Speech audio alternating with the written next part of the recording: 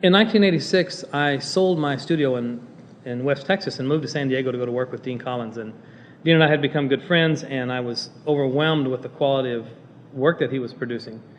And he had become quite well known as a lecturer and seminar instructor on theories of light and all about photographic lighting, studio, location, outdoor light of all kinds. Dean had some very unique theories that he'd come up with that were revolutionary at the time, and it was time to begin a production of videotape. So I was brought in to the company along with Dean's partner Gary Burns and the Adventure Communications team of Bill Holshevnikoff, Lee Bonelli, and Spencer Nielsen, and we started working on what became this Fine Light video series. The interesting thing about the series was that it became popular right off. Now, it's 20 years ago that we first went into production. In fact, I'll never forget the first day of production. It was the day of the shuttle disaster in '86, in January. That was our first day on production, and we got nothing done, and we ended up scrapping the day and starting over. But we have a lot of fond memories of the production itself and all the things that went on. During this series, you're going to see some things that might not apply in terms of equipment, in photographic equipment for today. However, look at the detail and look at the theories of light that Dean will explain and showcase, and what you'll find is that the information is still there, and the information is solid. And these tapes are still being used today in colleges and universities all over the country, as well as high schools, and a lot of people still use these for reference. You'll find out about one of the shoots that we did, which was a motion shot of a motorcycle, where we shot this picture with hot lights, studio lights, and at a very, very slow shutter speed, and the bike was absolutely still, and we moved the background, we turned the wheels, and it looked like the driver was going 100 miles an hour. And it was the funniest thing to watch because nothing was moving except the background rolled about 6 inches during the exposure. And you'll think the guy's driving down a sunlight street at 80 miles an hour. So those are very, very fun, interesting shoots that have so much information behind them. You can't help but learn something from some of this information. So I really enjoyed working on this series with Dean for several years, and I hope that you enjoy this series. I think you're going to learn a lot. As you watch this program, think about the concepts that Dean is talking about. The concepts are universal, and it doesn't matter whether you're photographing with film or you're shooting digitally. It makes no difference. You've got to learn how to control the situation, how to control the light, and how to create the right kind of image. And the principles are universal over and over and over again. One of the challenges we've got in this digital revolution that we're in right now is that you've got too many photographers out there that are forgetting about the basics of photography. The basics are still the same, and you've got to understand the principles of photography and the principles of controlling light in order to create the most pleasing images for your clients and the most pleasing images of your clients. And it doesn't matter whether you're photographing a motorcycle or you're photographing a mom, a family, whatever your specialty in photography is. The principles that Dean is going to talk about are universal, and that's what made every one of his programs so exciting to people, because he changed the way they looked at their business.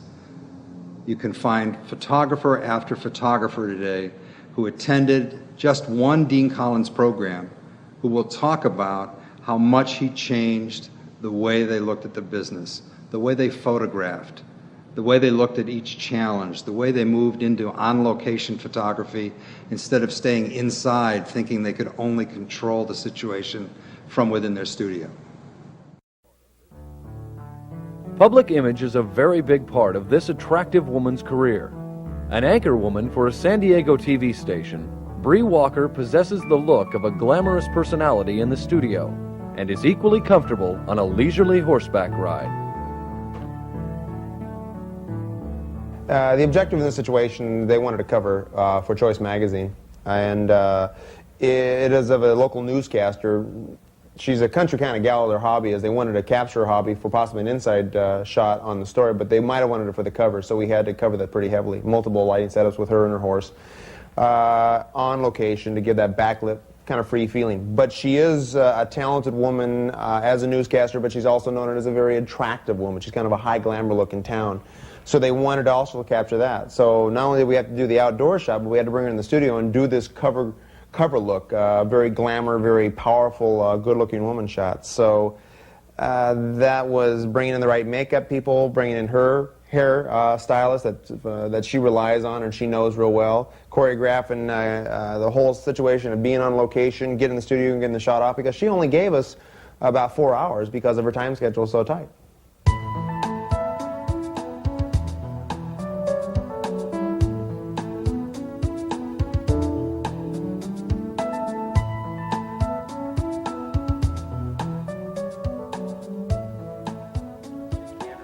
It is early morning, and the crew unloads the necessary gear for the first of 2 setups at the Equestrian Center.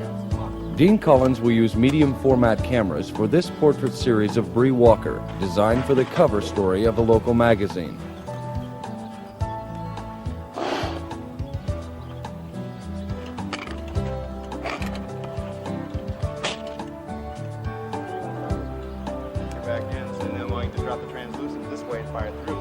Colins checks the quality of the morning light as the crew begins loading the 120 backs for the shoot. A Lightform P42 panel will be used as a dual-purpose reflector and diffusion source for the setup. 4 EC1 clamps attached to light stands will hold the panel during the shooting. Colins and Tony Corbell add the reflective fabric as assistant Kevin Scott Schumacher assembles a Hasselblad 2000F with a 250mm f4 lens. Dean Colins talks about lens selection for outdoor portraiture. A 250mm lens f4 was used on the 2000 body. 2000 body was used because that particular body doesn't vignette the longer lenses during viewing it, as the old bodies did. So, and the f4 lens was excellent for breaking up background definition. F4, when you shoot at f4 wide open, the backgrounds become out of focus very, very quick, and those large circles of confusion throws everything into soft pastels. During reflective lighting, when we reflected light back into her, we knew we'd have a darker background, so we chose more of just trees and textures and a little bit of grass back there and to create a non-distracting background to drop the copy in. When we dropped the translucent in and raised the background brightness, we knew we could get away with a little bit of the stables and fences and more of the theme of being around horses. When it was raised in that key, then it became kind of comfortable and it didn't compete with the copy. The P42 panel with both reflective and translucent fabrics is clipped to the stands. With both fabrics on before Colins begins shooting, valuable time will be saved during the shoot by removing the reflective fabric to instantly create a large diffusion panel. Shot bag weights are added to each stand to secure the panel. Kevin, move this way. Okay, stop right there. Okay, yeah, we'll bring that pup in just about right there to kick the light back in. Colins then begins setting up for the first shot, which will utilize the reflective side of the large P42 panel. Walk yourself just a little bit more that way. Stop right there. Okay, that'll be your, you're going to have to mark that spot, get the reflector in position, and then same thing we'll use as a translucent shooting that way. Sun's coming through, we'll bring up the entire background by dropping her area, just a translucent layer there. So we'll shoot this way for reflective, drop the camera over there, fire that way for translucent, we can pick up 2 keys real quick and get her out of here. By correctly positioning the panel, Colins can create 2 lighting setups, one reflective and the other translucent, in which only the camera angle must change. Working with the busy schedule of Bree Walker, Colins will be able to achieve 2 distinctly different looks with a minimum of setup time. Working with a strong backlight on the subject for the reflective setup, Colins adds a pro lens shade to protect the lens from the harsh sunlight.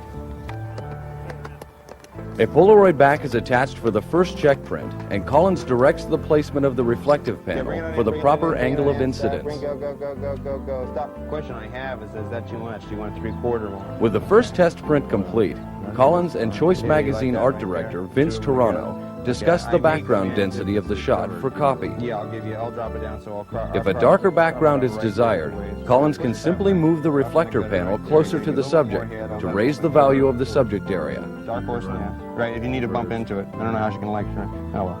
Yeah, some good news across. Dean Colins explains. Not only did we work with translucent to raise the background brightness, but we also chose to work with a lower key background. That's done by taking a reflector, same frame as before, but throwing white fabric on, and then kicking the light back into the face from that low-profile sun skimming. So we got backlighting, kicking light back in, large panel, not a silver one, but a large wide one, given soft edge quality, low specularity, taking an instant reading, and then setting the value. By reflecting the light back in, you raised her value brightness, shut down the aperture for, increase the shutter speed to lower the subject back at the proper place, which then lowers the background to a darker key. And which is very attractive because with that nice backlight rimming situation, you have a very stark separation off that dark background. So with translucent lighting, we've given the art director a high key. Reflective lighting, we've given the art director a low key. So we've actually changed our keys with the way we've lit the subject. And that gives them multiple choices for the cover of high key and low key, and they're just happy as clams about that. You're right here. This time we want you about right here.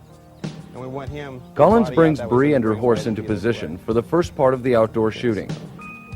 There you go, bring him in. Yeah, just... Yeah, what kind of light do I got? Note the shadows on the ground caused by the strong backlight on Bree. Kevin rechecks the incident meter reading with the dome of the meter facing the reflective light source. This reading will establish a hypothetical 18% value within the plane of the subject. With Bree and the horse correctly positioned in front of the panel, Collins begins working quickly to capture a series of attractive portraits using the reflective light. Exposure is at a 500 at f4. Don't smile so much, softer smile, Bree. Excellent, excellent, very good. Okay. Super, super, super. Just like that. Nobody move out. Get a little bit closer into him. Yeah, there's excellent, excellent. Great, great, great, great, great, great. Excellent right there. Okay, Moose is looking fabulous. Good job, Moose. Okay, here we go, Moosey. You're doing great. You're doing great. Excellent, excellent. Okay, Bree, turn your face a little bit out that way. Just right there. Excellent. Great, great. Okay, this is a big one. This is good. Enough of the publications right here. Soft, Bree. Excellent, excellent, excellent. Okay. Oh, excellent. Very good, very good. Okay, good. Okay, Moose, Moose. Right here. Moose right there. Okay, good, good. Just turn your face out just a little bit, Bree. Okay, excellent. Very good, very good. Bree, turn your face just a little bit that way. Excellent, right? Excellent, excellent. Oh, yeah, all right. Okay, we got it, we got it. That's good. Okay, Moosey, you're looking great. As Collins wraps up the shooting on the first setup, the crew will begin preparing for the second series of portraits. Dean Collins talks about a high-key look with diffused light. We had the ability to reflect light because of the time of day she gave us early morning. The sun was low skimming across, so we could both reflect light back into the face and translucent light because we have side lighting situation to get some good pattern on our face. We tried both. First one was translucent, which simply means that you get a good angle of sun crossing her, 45-degree light. It's kind of hard light quality because it is, the sun. And then you drop the scrim in there, which softens the light quality up on her and the horse, gives a good form on both of them, lowers their value and brightness. You open up your camera for the loss and makes the background go very light, kind of a high-key, soft pastel feeling. And for her tone, being the blonde hair and the very light skin, it was a good key for her. She fits very well in a very light key. The reflective fabric is quickly peeled off to reveal the large diffusion source, and Bree is now moved to the opposite side of the panel. Notice the shadow on the ground caused by the large scrim. This way, facing this way. Head this way. Okay. Yeah. And back them up just a little bit. Okay, how's that sun doing? Great. It's gonna stay out. Pardon? It's gonna, okay. Okay, well, we probably want to... Kevin, the moment you get it up there, I want you to go step in and get another reading. Tony, both of you guys move that in just a little closer, I don't mind the 3-car. Fine, right there. That horse is doing really well with that. Okay, just like that. Good. Okay, right here. Okay, excellent. Staying just like that. Excellent. After an incident meter reading is taken with the dome of the meter facing the light source, Collins shoots a check print and then moves on to make 3 exposures on his development test roll. Okay, tell you what, we're doing 2 exposures here. We're doing... Okay, 750. Lock it down. Okay, Bree. Yeah, Bree, right here, me. Excellent. Okay, just like that. A little smile right there. A little bit of smile. Yeah. Sneaking a little bit closer to him. Just a little bit closer to him. Yeah. Excellent. Oh, my God. Okay, hold it right there. You guys are doing great. Rated at ISO 150 for a 1/2 stop underexposure. Ektachrome 100 is then used for the remainder of the outdoor shooting. Collins uses transparency film for the separations that will be made for the magazine printing. Exposure is at a 2/50th at f4. Yeah, Moosey. Okay, yeah. Excellent. Moosey's great. All right. This is great. Here we go. Right there. Excellent. Moose. Oh, Moose, wake up, will you? Come on. This is your debut. Okay, yeah, like that. Good. Moosey. Oh, look, our girl. Okay, right there. Okay, could you bring in the girl horses? Okay, here we go, Moose, right there. Excellent, excellent, excellent. One more time. Here we go, here we go. Yeah, yeah, yeah. He's looking good. Good, okay, yeah. Woman being strained by horse. That's good. I like that one. Good. Woman happy with horse. Okay, fine. Great. That's great. Good, good, good, good. Okay, right there. A little bit of a smile. Breathe in, a little closer. Right there. Here we go. Here we go. Okay, right there. Okay. Using a relatively fast shutter speed enables Collins to work with the bright background that he has chosen and also frees the movement of the horse during the shooting. A few final exposures completes the outdoor shoot, leaving the art director with two distinctly different looks to choose from, while also keeping Bree Walker on schedule. Excellent, super, super, Bree. Excellent, excellent, excellent. A look at the light qualities from the first setup reveals a strong backlight from the early morning sun, with the white reflector providing a slightly directional source of main light. By using the reflector to increase the value of the subject area, the background is then darkened when the shutter speed is adjusted for the additional light. The translucent panel provides an opposite effect. By placing the panel between the sun and the subject value decreases, and when the shutter speed is adjusted for the loss of light, the background density increases to create the high-key portrait. By utilizing the proper lenses and apertures, these methods of controlling the density of the background through subject brightness will provide predictable results for a variety of portrait settings.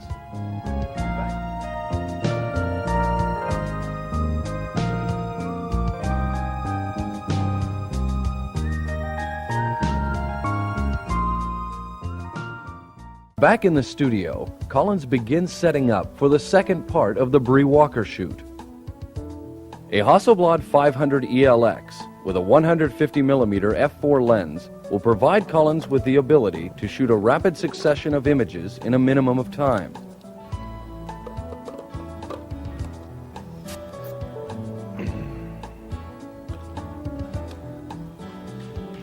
To achieve a high glamour look with the least amount of setup time, Collins has designed a single light source system for the indoor portraits. A Lightform P22 panel with a single layer of diffusion material will be used as the main separation panel.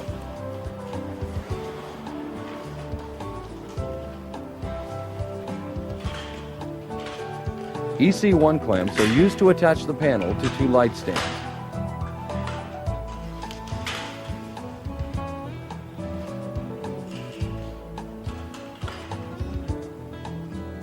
A Broncolor strobe head is raised on a boom stand and placed directly above the separation panel. Dean Collins explains the single light system. If you can get one light to do the job of all your lights, both hair lights, main light, fill light, you're a lot better off because what you see is exactly what you're going to get. Letting that light go past, going through a scrim to create a very high quality to the hair, then it goes past, on past the head, hits the reflector, kicks back in as a main, and then goes below and kicks back in as a fill. What you see is what you're going to get. The main light, the actual reflector straight in the face, has got a very soft quality to the face. Doesn't create much definition in the way of specularity or hard shadow edges, but then the bottom light from below, from that strong silver material, kicks light back up and gives a very strong catch light to the eye, which gives a real clean, bright, crisp look to the face. Specularity on the skin I'm not concerned with because a lot of makeup was put on her face, a lot of pancake makeup, plus she has very, very light skin, and specularity doesn't show up very much on light skin because there's no contrast there. So if you can get away with one light and do all the jobs, what you see is what you get, and you have a lot of confidence and you can really, really get into it because you totally know what you see in the camera is exactly what you're going to get on film. A small strip of Roscoe Luxe amber gel is placed at the edge of the separation flat to add warmth to Bree's hair, while raw, unaffected light is allowed to spill over the panel. Lightform double clips, which are primarily used to connect panels together, are used to hold the gel in place. Next, a P15 panel with white reflective material is set up to act as the main light source.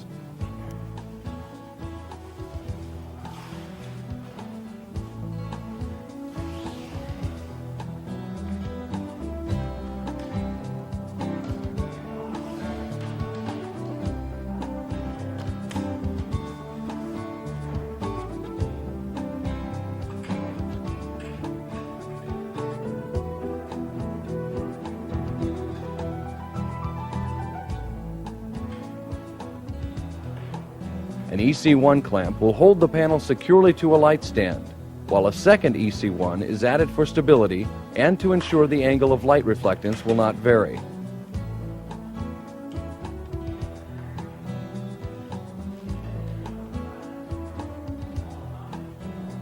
A second P15 panel with a silver reflective fabric will provide a base fill for the subject.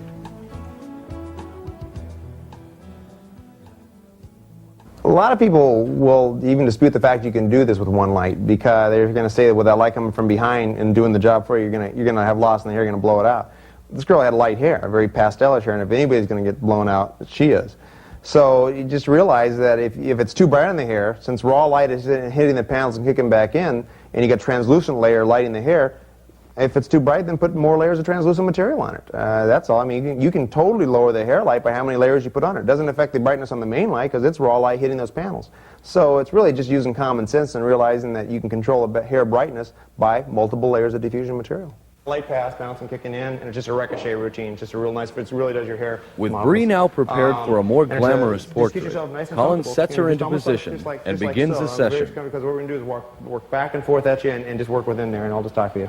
Okay, you got it? If you don't make it, we're out of here.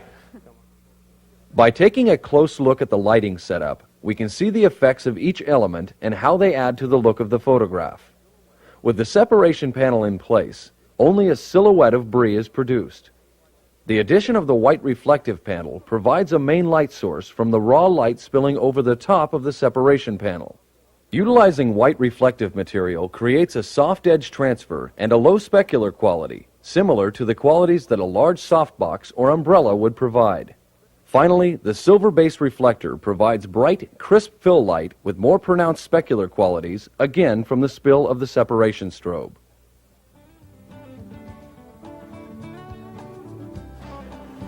Power cables are attached to a second Pulso power pack as Kevin begins to set up the background strobe.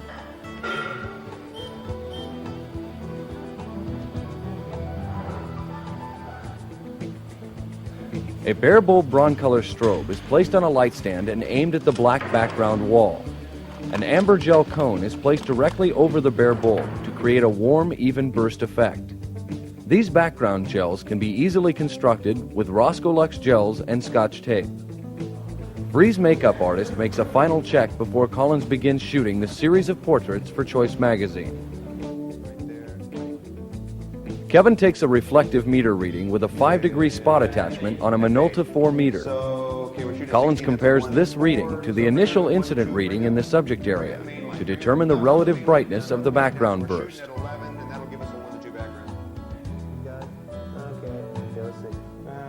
An overall view of the setup reveals the relationship of each element as Dean Collins works with Bree for a cover shot. Gutter space is provided on the left of the photographs for copy. Drop the shoulder even a little bit harder, just kind of like, and big smile, yeah. You turn the face into me, turn your body hard that way, hard that. Yeah, that's it. Now turn the face into me. Watch this now, roll the head just a little bit. Yeah, that's fine, that looks good. Excellent effect.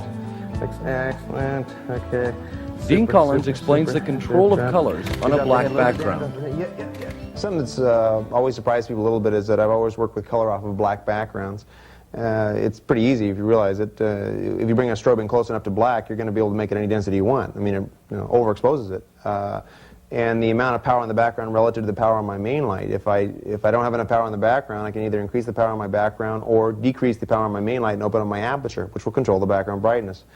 By changing the color, we wish to have by changing the color, you just put on different gels made by Roscoe, and to create kind of a round gradation burst, all you do is you just take these Roscoe gels and make them into small little cones like this and drop them over bare bulb strobe tubes. If you put them on strobes with reflectors, you get a very round, concise, form of it's kind of like a circle. But if you go on this bare bulb, drop it on there, then you get this bursting soft gradation, a very soft and nice edge transfer, which is very, very natural. People like it a lot. We're working on a flat black wall, and creates that soft gradation very even. If you work on background paper, it gives that rippling effect, and that can be nice, but if you don't want any kind of texture at all, you have to actually sand out and paint a wall flat black.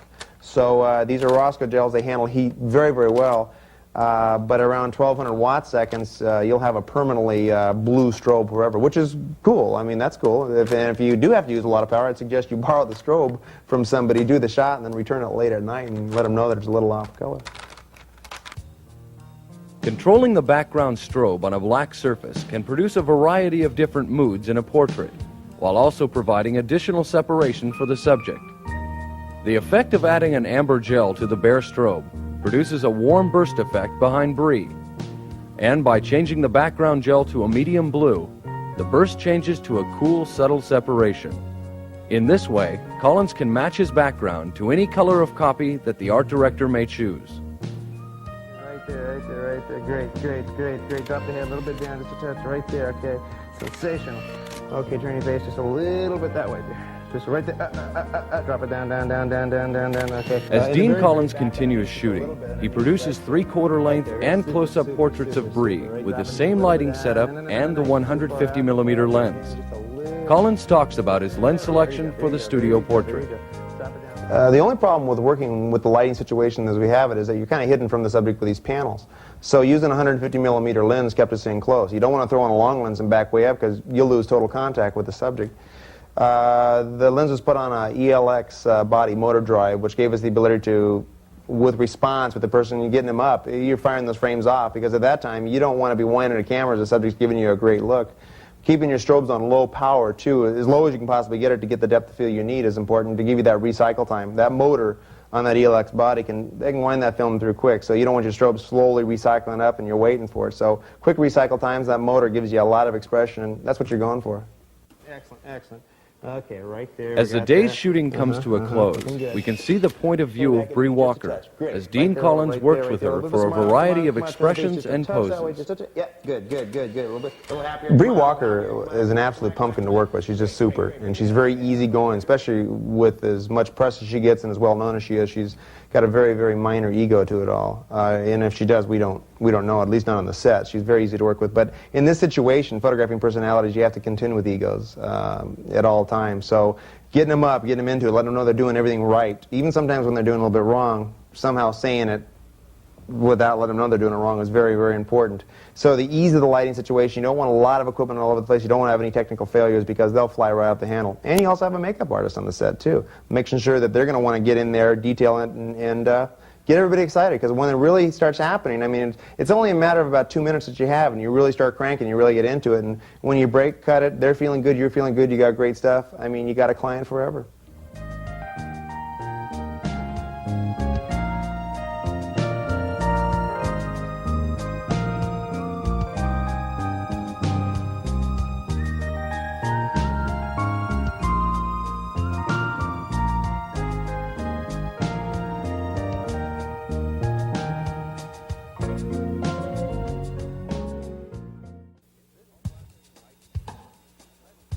In this classic high-key portrait, entitled Claire, Collins controlled each element of the photograph to create the illusion of day for night. A thorough understanding of natural daylight qualities and the busy schedule of a young businesswoman permitted this portrait to be taken just prior to 10 p.m. In photographing this young lady in her home, if you notice, the home is very light, pastel, airy, a lot of windows. Obviously, they like that house full of lights. A lot of light during the daytime. So with the blonde, light furniture, light clothes, to have windows being very, very dark back there it just wouldn't fit the personality or even the home. So by manipulating with a strobe outside to create a natural look in this case, realizing that when you're inside of a home, your eye exposes for the tonalities and the brightness within that home, and the outside is much, much brighter, so that's why it normally washes out. If you ever look at anybody in a home, usually the outside is much brighter than, and naturally is when you're outside there and your eyes exposing for that. So it create a natural feeling of that girl's skin tone, hair, clothes, within her home, her key, and that was the whole plan here, is to create a very natural situation for her. Where the camera is going to be. You're going to run. After arriving at the client's home, Collins and his assistant, Mark Shapiro, planned the lighting setup with the help of Tony Corbell, acting as stand-in. Outside to give him just silhouettes, so to give the texture of the daytime, so it doesn't look like so dark back there with all those whites and high key. Plus, she's got blonde hair, so. The outdoor setup begins with a series of Lightform P22 panels with white reflective fabrics.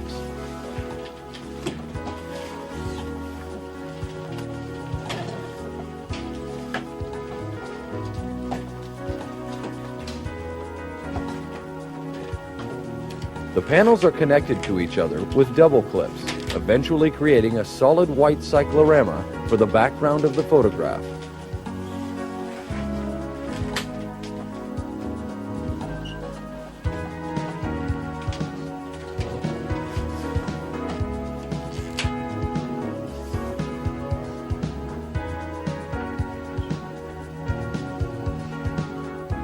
Mark sets a bare bulb Broncolor strobe head on a mini stand and aims the light source directly at the reflective panels. Power is drawn from a Pulso 4 power pack.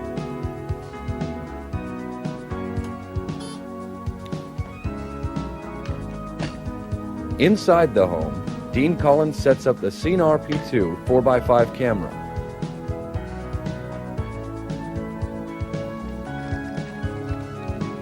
A 210mm f5.6 Schneider DB lens is Collins' choice for the portrait.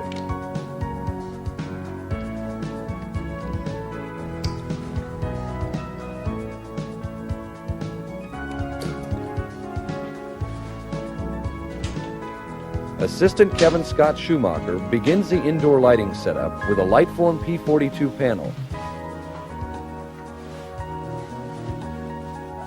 2 layers of ripstop nylon diffusion fabric are added to create the main light source.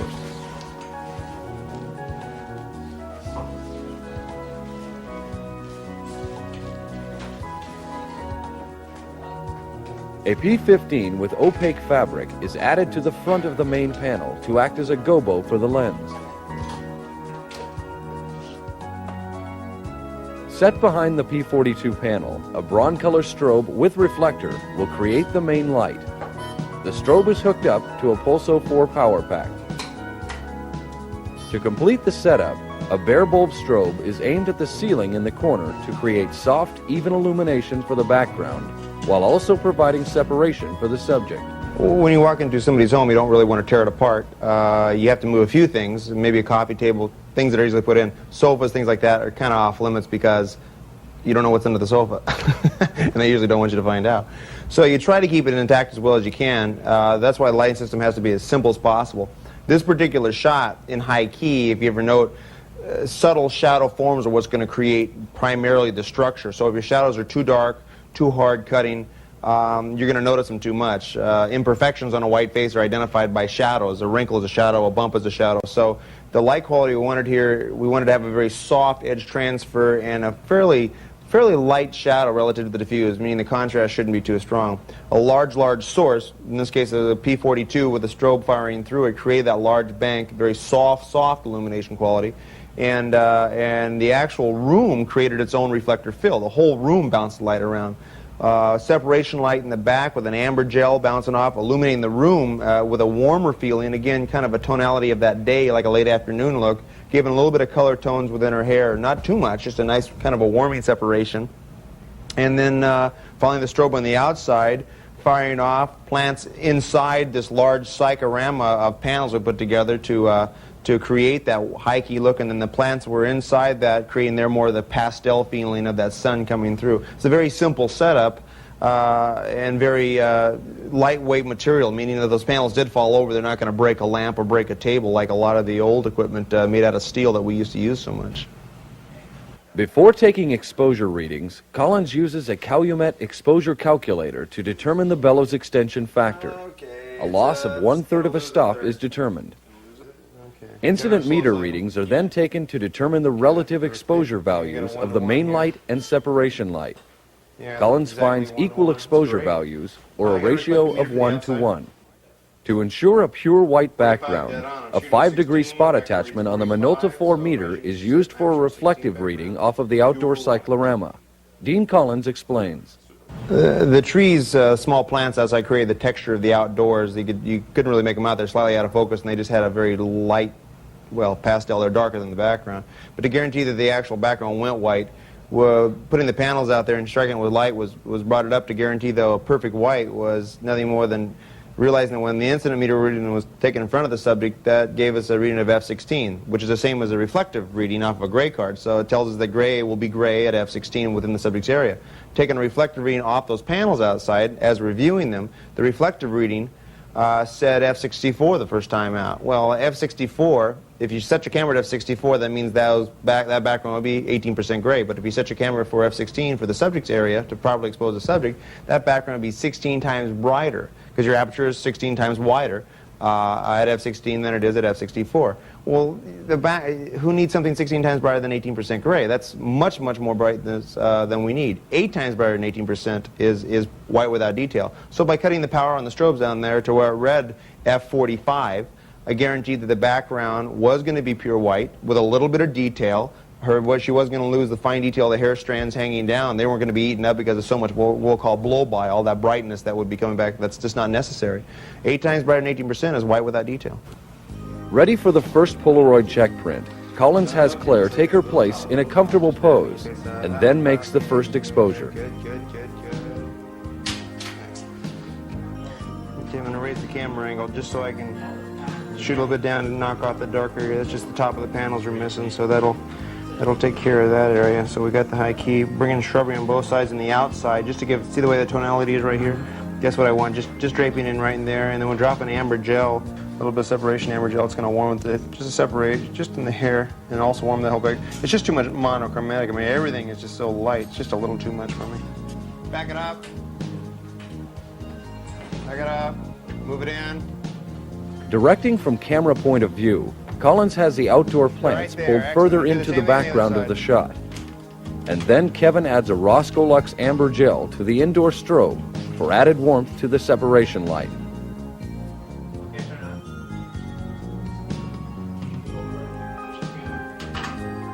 Colins reloads the 4x5 and makes the second test shot.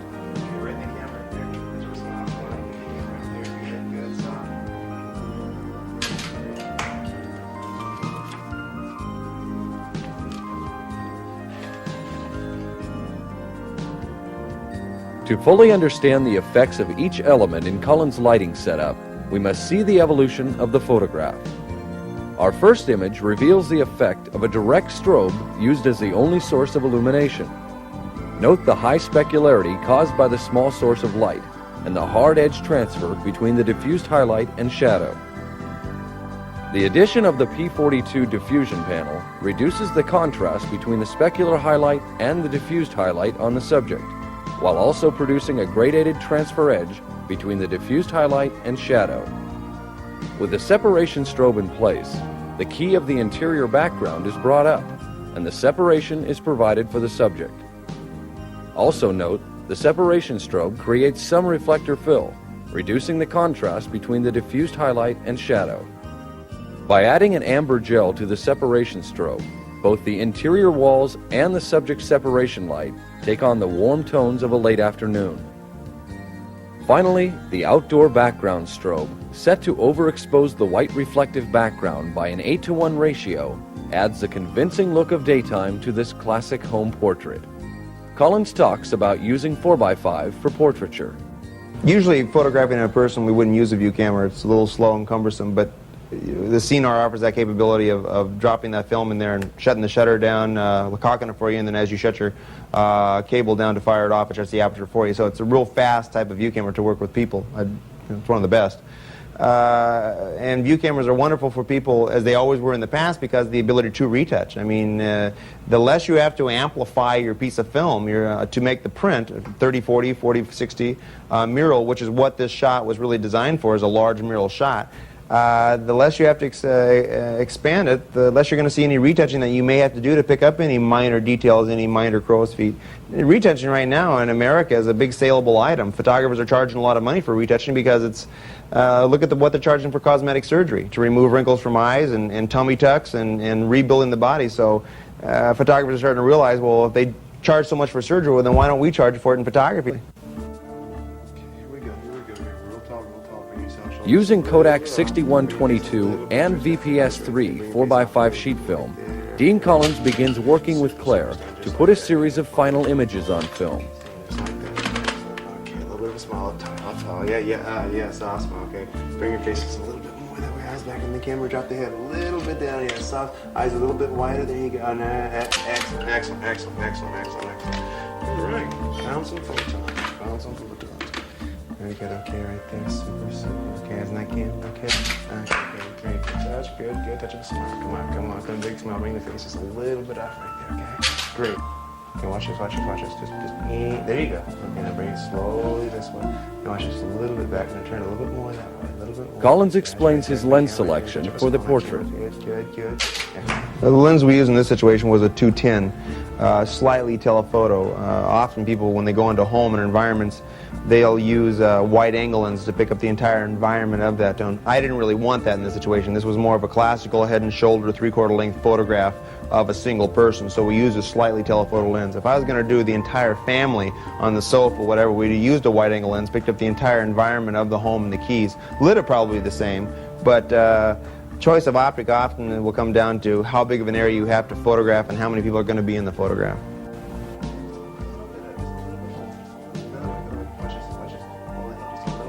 That's good right there. Okay. Excellent. Very good. As Collins continues shooting, he checks his focus with a loop on the 4x5 ground glass to ensure no movement has occurred while changing film holders. Detailed log sheet is kept with notes on exposure and development for each transparency film holder. Right there. Note that the assistant is positioned to rapidly change film holders as Dean Collins makes the final exposures. Face across, right there. Bring it back into me just a little bit. Excellent. Right there. Okay, right there. And that camera right there. Soft. Looking at the final image, we can note the qualities that make the portrait a success. The large bank of illumination that Collins used as his main light source produced a natural-looking, soft-edge transfer that minimized any roughness in Claire's light skin, while the warm separation light in her hair, along with the textures of the background trees and the overexposed background, create a convincing outdoor effect that completes the high-key portrayal of Claire. Dean Collins adds some closing comments. Any more women, especially in her age bracket, between the 20s and the 40s, are a working class. They're out making a living along with a husband. So to do a classical portrait, sometimes you don't have the ability to go in during the daytime. Woman's not there, she's working. So to photograph at night is often the situation. We wanted a daytime shot, though, to create that light key. Taking a strobe outside and realizing that what is daytime visually, photographically, is nothing more than the way the eye works, the way the brightness of the background will affect the eye as the eye exposes for the indoors. So it's a fairly easy situation here, and you can work around people's schedule and create any types of moods, any times of day, as if you know your lighting.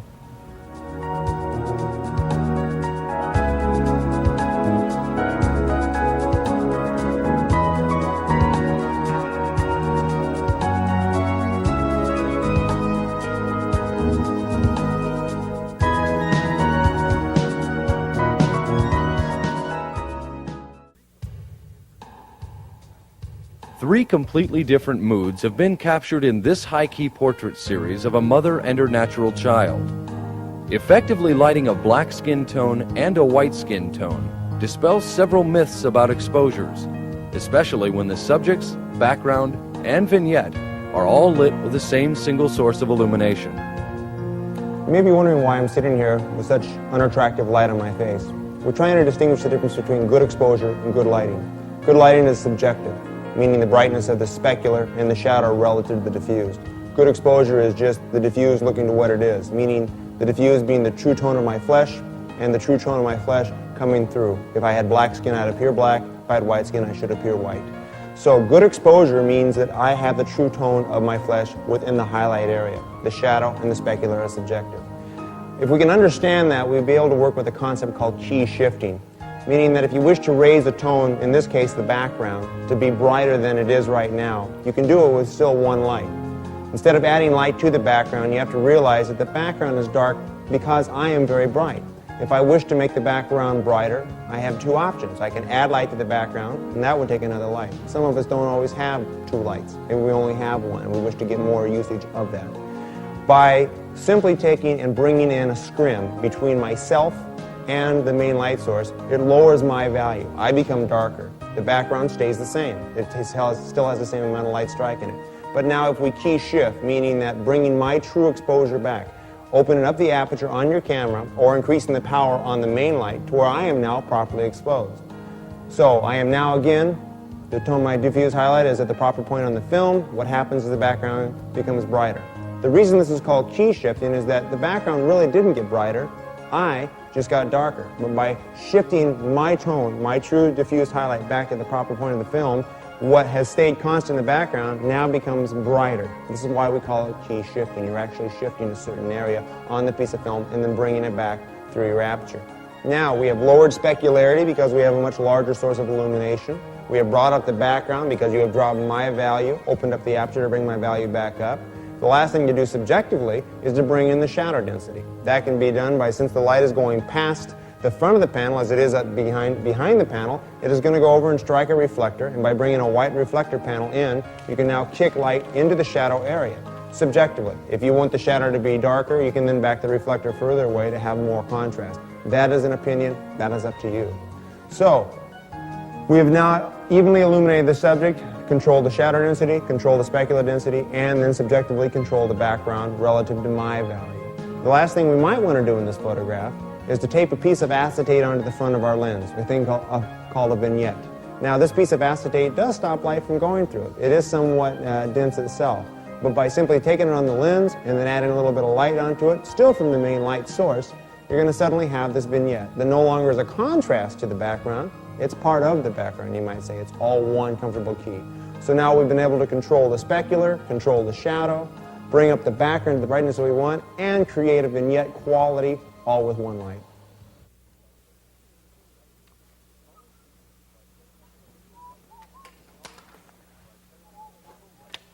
Colins begins by setting up a single Lightform P22 panel with 2 layers of white reflective fabric.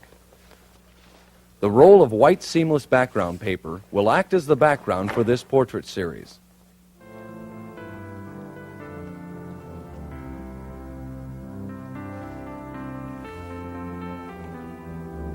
You're going to come in and get some close-up type ones on that. So you're not going to be using this.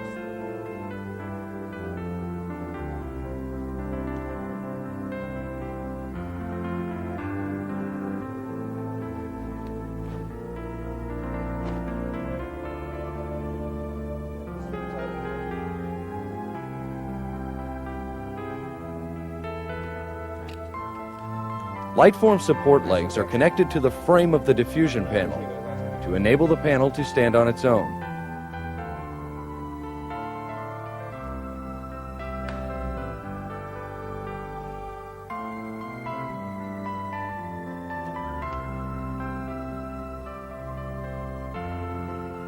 Colins then places the panel in the appropriate area for the shoot and moves on to set up the reflector panel.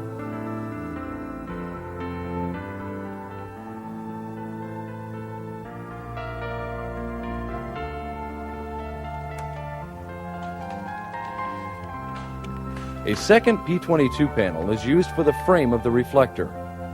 An EC1 clamp is connected to the light stand and then snapped onto the panel, giving it stability and also making it easily adjustable. A single white reflective fabric is added to complete the reflector.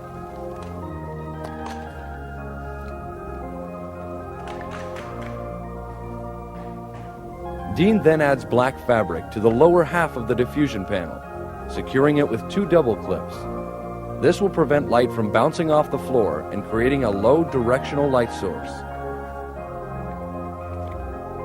A bronze-color strobe head is placed on a light stand, and the parabolic reflector is removed to create 180 degrees of directional light. Power cables are then connected to a Pulso 4 power pack, and Colins sets the strobe at half power. With his basic lighting complete, Colins assembles a Hasselblad 500 ELX on the Phobos stand. A 250mm f5.6 lens and a Pro lens shade are added, along with a 20-foot remote cable release to complete the setup. For the purpose of illustrating the evolution of this session, the lighting setup has been removed as Colins brings Devon and her mother Denise onto the set. It's important to note the brightly lit studio and Dean's relaxed mood at this time, which sets the attitude of the shoot and helps to remove any fears the child might have in this new and very different environment. Okay, I'll just stay right there. What you got all over? Colins brings in the bare bulb strobe and takes an incident reading with the dome of the meter facing the light source. This reading will establish an 18% value in the subject's area. Dean talks about using one light to do the job. To get efficiency out of one light, in this case to make a background go pure white, one single light source high key, we have to realize that a reflective meter is a very important component here. By taking a reflective reading off of any tone, whether it be a black wall or a white wall, we get a reading that will tell us what to set our camera at to make it 18%. That's all those reflective meters know. Now if we take that reading, let's say in this case the reflective reading off of a white piece of paper was f16. If we shoot at f16, the background's 18%. Great, that's what the photograph would look like. But by taking our aperture and open it up 3 stops, or make the aperture 8 times bigger than f16, which is open it up to f5.6, that background becomes white without detail. It was called an 8-to-1, 8 times brighter than 18%. Now, we know then that if we are going to make a piece of white paper pure white, that with one light strike in it, if the reflective reading read f16, we wish to open our aperture up to f5.6. What opens our aperture up to f5.6? The exposure of the subject area. So to make the background go pure white, we get a reflective reading of f16, walk up, get an incident reading of the subject area. We want that area to read f5.6 so we can set our camera to f5.6. We do that by dropping a scrim in between the strobe and the subject, which lowers the subject value to f5.6. Now, if it doesn't lower it to f5.6, if it lowers it to f8, we wish to put more and more layers of diffusion material on that scrim. In this case, it would be nothing more than ND material at this point. It's not diffusing it anymore. It's just darkening and darkening. Then, as it finally gets down to f5.6, we can expose it at f5.6. We have a proper exposure of the subject area, and the background, reading a reflective f16, goes white without detail, or in this case, it's called 8-to-1. With the light of the bare strobe striking both the subjects and the background, Colins poses the mother and the daughter and takes his first test shot. Can you hear that? Yeah. Our first check print, although properly exposed, reveals high specularity on both subjects, with a hard shadow edge transfer caused by the bare bulb light source. Note the dull gray background. To soften the light qualities on the subjects, Colins brings in the diffusion panel, placing it to ensure complete coverage on Denise and Devin. Dean also makes sure that plenty of light spills past the back of the panel onto the background. Just like that. Okay. A second incident reading is taken to measure the intensity of the diffused light to again establish an 18% value in the subject's area. The 2 layers of reflective fabric have considerably lowered the value of the subject's area, but the value of light striking the background has remained constant. Our camera point of view reveals the subjects as the aperture is opened up to f5.6 for the proper subject value, with the background brightness increasing at the same rate. Colins then takes a reflective reading with the Minolta 4 meter and a 5-degree spot attachment to check for light fall off across the background. The varied readings tell Colins that he must readjust the white seamless to ensure even illumination throughout his background. Working with one light on that background, trying to light the subject and the background, sometimes you'll see fall off on the background. Viewing through the lens, if you had a, say not a 250, more like a 150 millimeter lens, you're going to pick up an entire wide spread of the background. You'll see a fall off because that light source, that strobe, is closer to one side of that paper than it is the other. So the light falls off for the square of the distance, the inverse law. So it's important to pick up a proper angle of that reflective paper, to pick up one side and move it around to where the piece of paper behind the subject is even relative to the light source, to where the strobe evenly illuminates the entire area. Now your camera's never going to pick that up because your camera's taking a 2-dimensional photograph. I mean, so you're not going to pick up that 3-dimensionally, and it's going to evenly illuminate it. And you can check that by taking a reflective meter and taking readings all the way across the background that your camera is viewing, and seeing if it is all within the same proper exposure. Real good. Okay. Listen, I'll tell you what. Ready for his second test shot, Colins works with Denise and Devin to find an effective pose and makes the exposure. In comparison to our first test shot, the use of the diffusion panel in our second shot has softened the edge transfer between the diffused highlight and the shadow, while also lowering the brightness of the specular highlights on both subjects. Also note that the change in aperture has now created a background of white without detail. Colins brings in a P22 panel with a single layer of white reflective fabric to act as a reflective fill. Raw light spilling past the front of the main diffusion panel strikes the white reflector to produce a non-directional, low specular fill in the shadow areas. Contrast of the diffused highlight to the shadow can be judged by eye. Colins then proceeds to capture the mood of the sitting and create our next test shot. With the addition of the reflector fill in check print number 3, we can see that the intensity of the shadow areas has been raised from the soft, non-directional light of the reflector fill. Remember, only one light source is being used to control our main light, reflector fill, and the background. Using a white reflector to fill in the shadow in this case was important because not only did the raw light go past the panel onto the background, but it also went past the front of the panel and hit the reflector. If we would have had a silver reflector, which has always been thought of as the reflector you use to fill in the shadow, a silver mylar, that's a very small source when it's raw hitting that. If it is a mylar, it'd be very, very directional light, very hard casting shadows going across the face, almost canceling out the quality of the soft light from the large scrim, and a lot of specularity. So since we did have this powerful amount of light going past hitting, this white reflectors kicking in, we could get away with a white material. And when that small source struck this white material, it diffused it out, gave a very soft quality, and then we had the control to actually keep current or keep constant with the quality of light we were working for in this particular theme. A reflective reading through an acetate vignette must be 8 times or 3 f-stops brighter than the subject area to ensure an 8:1 ratio or a pure white vignette. Scotch tape secures the vignette to the lens shade.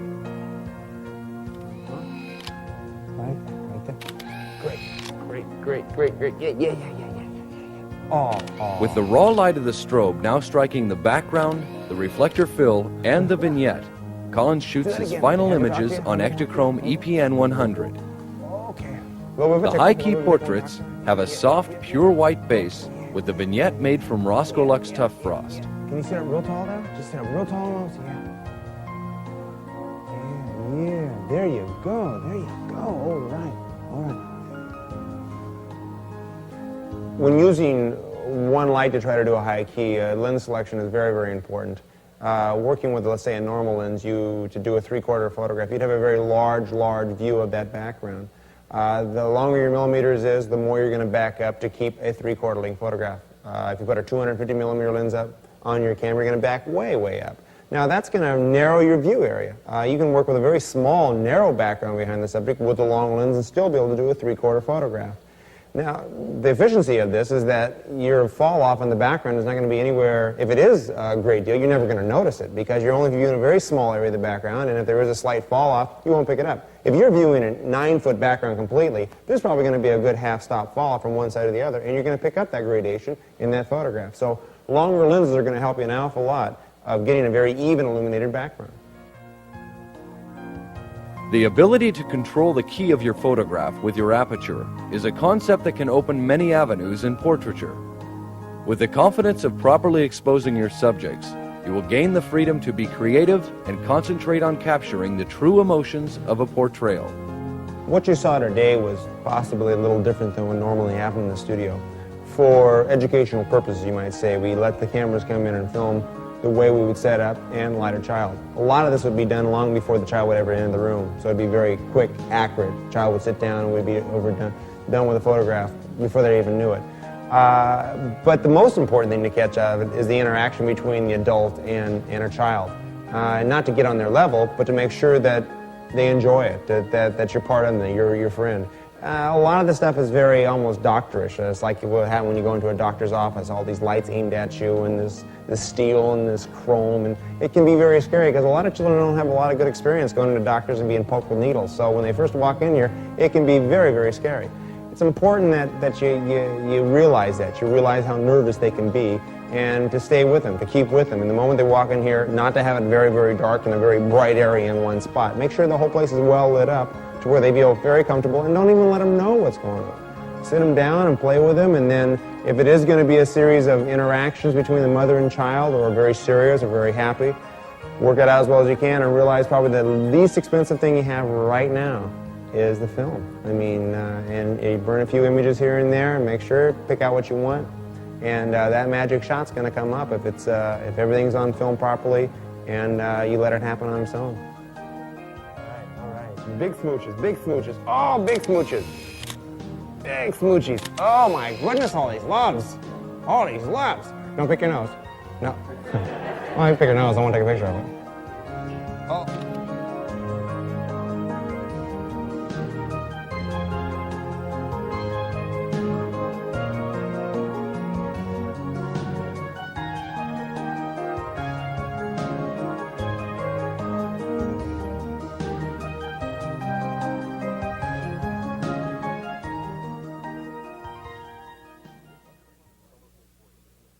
In this series of colorful portraits, Collins uses butterfly lighting to achieve the same light quality for 3/4 length and head and shoulder portraits. The single source main light provides complete control of the shadow densities, while a simple projection box adds a rainbow of colors to the background. Dean Collins begins the setup with a roll of slate gray Savage background paper, as his assistant, Kevin Scott Schumacher, begins to load the camera backs for the shoot.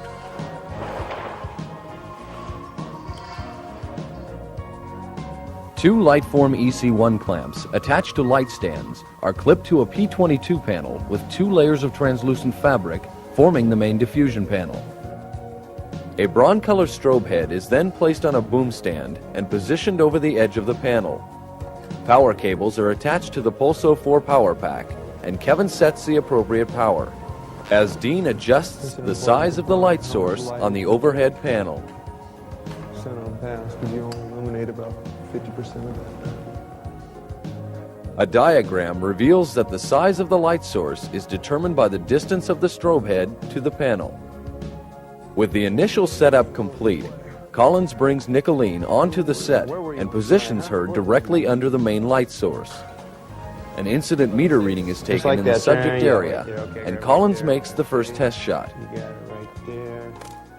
The effects of a small light source without the diffusion panel would produce high specularity and a hard edge transfer between the diffused highlight and the shadow.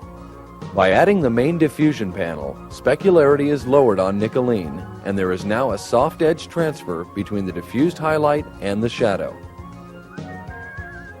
A second P22 panel with white reflective fabric is attached to the stands to provide non-directional fill. Raw light spills past the front of the overhead diffusion panel, striking the white reflector to bounce soft, low specular fill light onto the subject. Collins adjusts the amount of spill light that strikes the reflector to provide the proper amount of fill for Nicolene. An incident meter reading is taken to recheck for proper exposure, and Collins makes his second test print. As the strobe fires through the overhead panel, diffused light strikes the subject and provides low specular qualities, while the light spilling past the edge of the panel does not affect the subject. With the addition of the white reflector panel, the raw light spilling past the overhead panel is bounced back into the subject, providing an even, non-directional fill that illuminates the subject for both 3/4 length and close-up portraiture. Dean Collins talks about butterfly lighting. Umbrellas are very good for many jobs in the field, on location, to where you don't have a lot of time to set up, you don't have the ability to work in large areas. But when you have a controlled situation, such as we did in the studio today, we have the ability to work with what we'll call scrims, an item which has the ability and gives you the flexibility of sending light through it, and by doing that, increasing the size of it, creating a much softer quality, and raw light past it to hit reflector fills to fill in. And that's exactly what we did today. Above me is a large light source being caused by a small origin source, you might say a small strobe, about 6 inches in diameter reflector, fired through a diffusion material, 2 layers of ripstop nylon. Now that's causing the soft quality casting down on my face and on the model's face today, creating this very soft pattern below my nose, lowering specularity, cutting the shine out of my skin, and not creating extremely intense catch lights in the eyes. Now, the light is going through, that is the main light on me. The fill light is coming from the same light, going past it, hitting this bottom reflector, which we've chosen white diffusion material instead of a silver or a mylar. If you use silver or mylar down here, that becomes very, very directional. The source is very small in its return because it is mirrored of that small source up there. Again, remember, the light is going past, it's raw light, hitting this white reflector.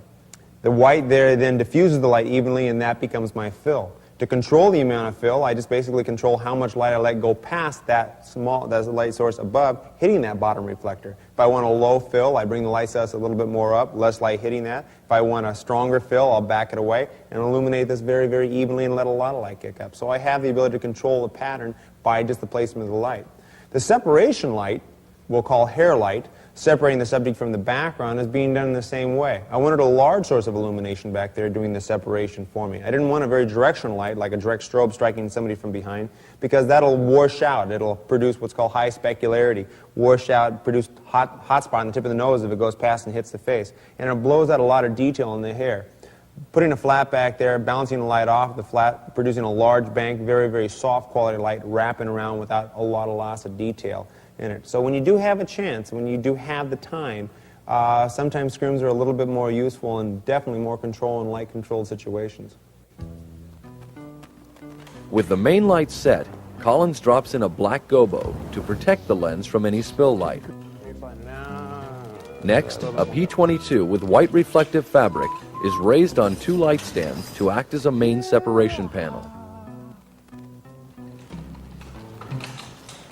That right there.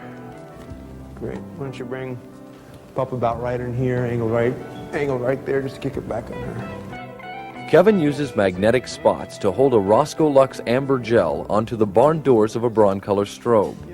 By placing the strobe on a stand and aiming it directly up at the separation panel, the light will bounce off of the panel and create a larger separation light, providing more detail to the warm separation for Nicoline's hair. A look at the last test print shows good quality light on Nicoline from the overhead main light and reflector fill, but a lack of separation from the dark background. By aiming a strobe at the reflective separation panel, a warm separation with low specular qualities provides good detail in Nicoline's hair and clean separation from the background. A diagram shows the relative placement of the separation panel and strobe to the set. There's a lot of confusion on how meters work. There's incident and reflective meters. Incident sets what we'll call areas, reflective sets mass or tones. The incident sets what we'll call 18% relative to the subject's true tone. In the case of this photograph of Nicoline, there is a white-skinned individual here. The incident reading set 18%, which guaranteed that her tone was properly placed on film. The shadows and the specularity, the moisture within her skin, were controlled by us, by these reflector panels and by these large diffuse banks. If we wanted higher specularity, we would then choose a different quality of light, more directional. If we wanted a darker shadow, we would have removed these reflectors, moved them further away from the subject so the shadows would get darker. But all of these brightnesses, shadow, specular, are all relative to what we call the diffuse highlight, her true tone, her true flesh. The incident meter sets that on the film by setting what we call mid-tone or 18%. Now a reflective meter does something different. It reads mass, it reads white objects, black objects, and tries to make them all 18%. Now, you don't have to do what it says. It just tells you what to do to make them 18%. What you set your camera at relative to what your meter says will tell you exactly, before you ever look at a Polaroid, what the tone of the object will be. If the object reads f5.6, reflective, if you set your camera at f5.6, it'll be 18%. But if you set your camera at f8, it'll be 1/2 of 18% because f8 is 1/2 the opening of f5.6. Fine, give me an incident reading. Colins has Kevin take an incident meter reading to establish an aperture for the subject brightness. Hey, what? Okay. Okay. Okay. A second incident reading is taken to determine the brightness of the separation light relative to the subject brightness. Okay. After establishing the subject's exposure value, Kevin switches the incident dome to a 5-degree spot attachment on the Minolta meter. A reflective reading is then taken off the gray background paper to guarantee the 3-stop difference that Colins needs to work with a black background. In this particular situation, we're utilizing a thing called area control, meaning that we wish to control the background brightness. We really can't control the brightness of the subject because that's a constant. The subject has white skin, they should appear white. But by changing the amount of light striking the subject, we have the ability to control the background brightness. You have to understand that the background brightness in a photograph is really relative to how much light is striking the background, how much light is reflecting off relative to the type of paper it's hitting. Is it a white piece of paper, a gray piece of paper, or a black piece of paper?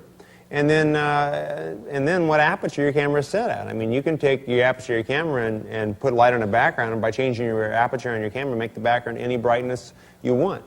Question is, what controls the aperture opening? What controls the aperture opening is the subject's brightness. How much illumination is in the subject's area? So area control is identifying the brightness of the subject's area relative to how much light is coming off the background. If the background isn't bright enough, I have two options. I can either add light to the background to make it brighter, or if I don't have any more light to add to the background, I've used all my power on my background strobe, I can always cut my illumination on the subject's area, cut my main light, lower the illumination of the subject area, and then open up my aperture, and the background will become brighter.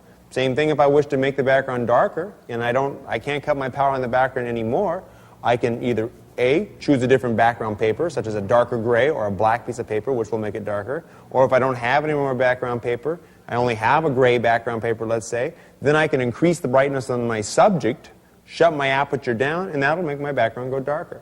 So the concept of area control in this situation is identifying that the background brightness, in this case, is really controlled by A, its brightness, and B, what the aperture is open at. And the aperture's opening is controlled by the subject's brightness. So you have the ability to add and subtract light to control brightnesses of the background. Assured of a black background from the reflective reading, Dean can now add color to the background and be sure of a true saturated color return. With a background strobe in place, a simple, inexpensive color projection box is attached to the strobe with a bungee cord strap. Kevin sets the appropriate power on a Pulso 4 power pack and checks the strobe for operation.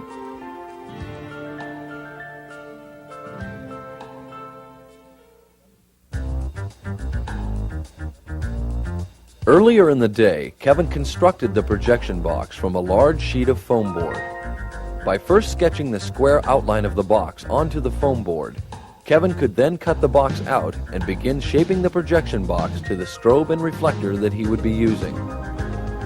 The interior is sprayed with gloss black paint, and Kevin begins making the necessary adjustments for a light, tight fit.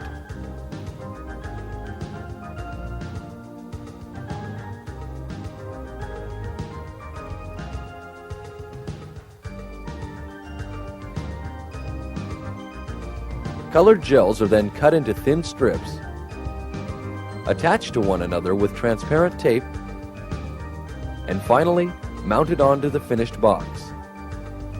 Dean Colins adds some final comments on the use of a background projection box. Building a projection box to generate the colors onto the background, three things must be followed very closely. First of all, paint the inside of this projection box black, not white, because you don't want the light to flood out evenly. You want it to be very directional coming out of the strobe.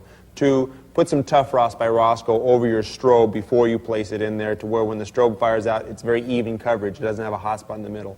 And 3, when you put the gels over the front of the box, overlap the gels about 1 inch. Do not put it any less than 1 inch, because if you do not overlap them, you'll have a fall off of color, a kind of a neutral area on the backgrounds, which breaks up the quality of that rainbow pastel effect.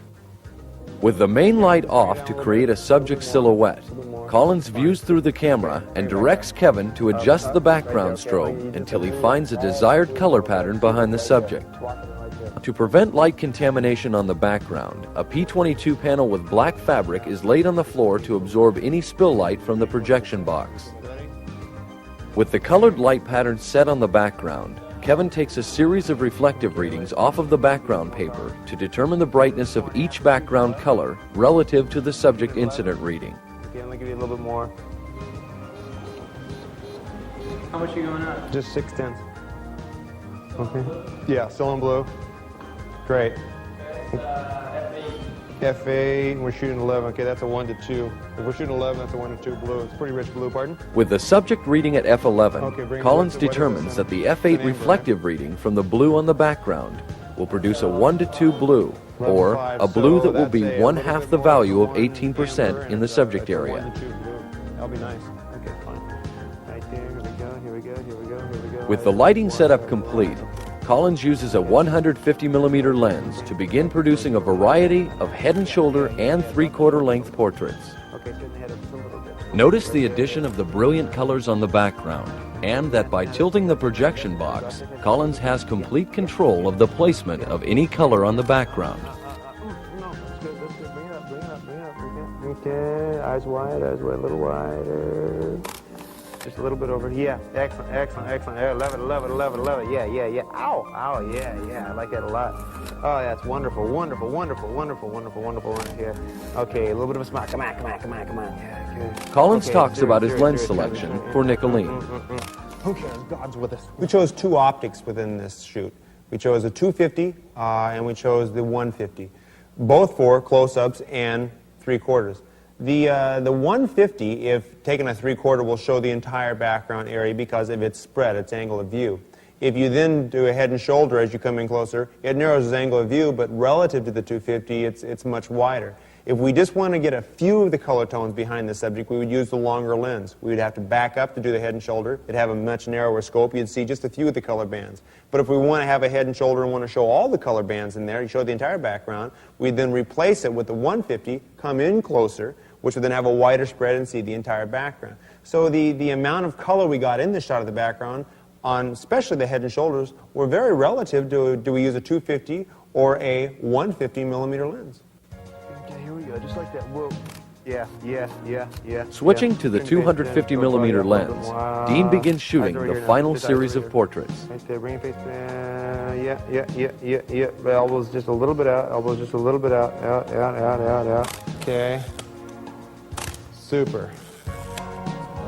Super, super duper, duper. Good, good, good. Lean right towards me. Lean towards me. Lean in, lean in, lean in, lean in. Come on. There you go. There. More, more, more, more. Now watch this roll ahead. Just a little bit over now. Over, over, over. Yeah, yeah, yeah, yeah, yeah. Right there. Yeah, yeah, yeah, yeah, yeah, yeah. Okay, chin. Yeah, uh-huh. Good. Don't flex the muscle too much. Okay, right there. Maybe you know what the girls say.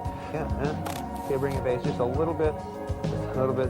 Gets pissed off when you do that. Dean Roll ahead Collins just a adds some other way, final other way, comments. drop it. The most important part about this whole shooting session really has nothing to do with the lighting or the backgrounds or the vibrance or the perfect exposure. It has to do with that expression, that excitement, that coming across to the camera. And that isn't done by paying a model a lot of money. It's done by the photographer getting it out of them. And that's done by excitement, letting that model know, as insecure or as secure as she or he is, that they're doing everything right. And then they're going to work harder for you. So that excitement, that exhilaration, that expression that you're going for is going to be done by you getting excited. Don't stand back there and try to act cool, because that's not going to help anybody. If you really get in there, if you really excite them, if you really fire them up, and by letting them know that's gorgeous, gorgeous, this is super, this is great, say things like that. Let them know as you're looking through that camera, get excited to where they're behind you. You know, they get totally behind you, and the thing's going to come out. And that's the most important thing. And that's a touch that no technician, no technical piece of science is going to help you. It's just going to be you getting excited and making that person feel that they're beautiful, they're good looking, or the whole image is just exciting because they're doing it right.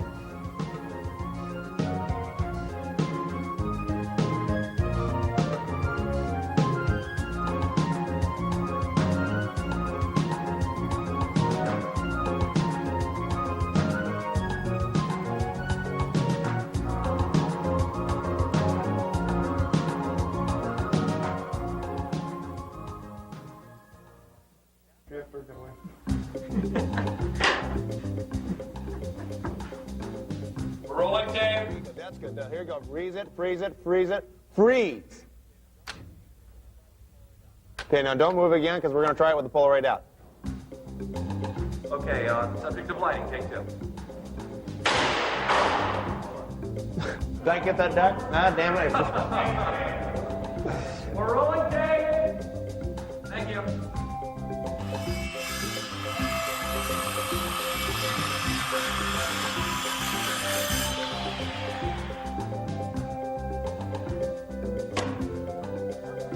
I can't believe it. Look at this. Look, get over here. Come here. Right here. Is that thing rolling? Yeah.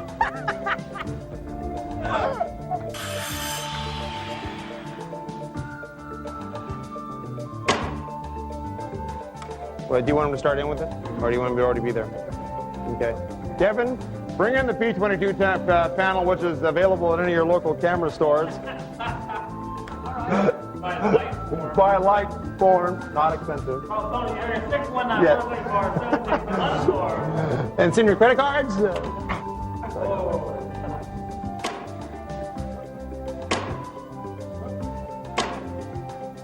Olivia, come here. Come get over here.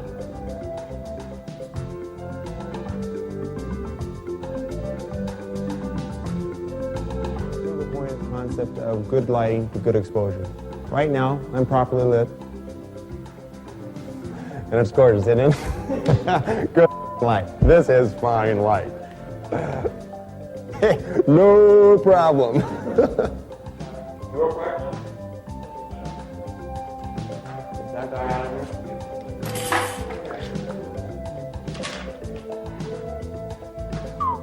Okay, this is take one of the objective of the muslin shot. We're on? We are.